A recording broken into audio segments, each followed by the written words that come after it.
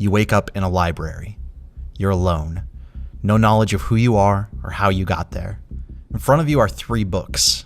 They're emanating with something unfathomable, but you can't avoid it. You just have to look for yourself. This is Eldritch, a world where curiosity might kill you.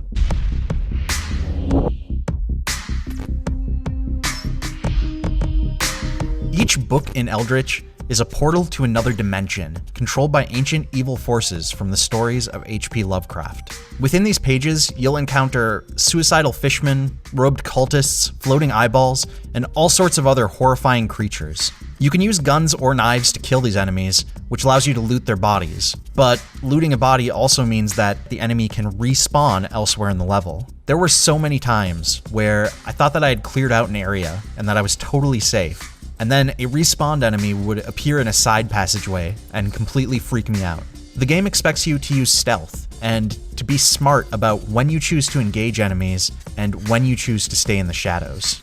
That variety of approaches to any situation is really Eldritch's greatest strength.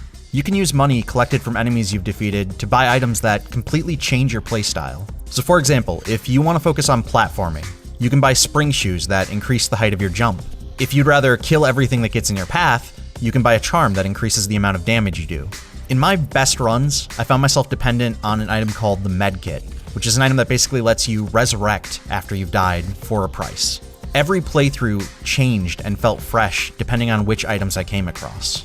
Part of the reason that this variety is so important is that you're probably going to end up replaying levels in Eldritch. This game uses the roguelike approach, which means that when you die, you start over with almost all of your progress wiped out.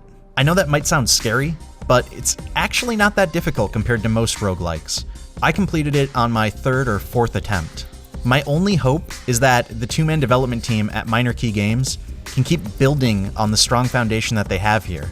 I would love to see updates to the game that add more worlds, more items, and more terrifying monsters for me to hide from.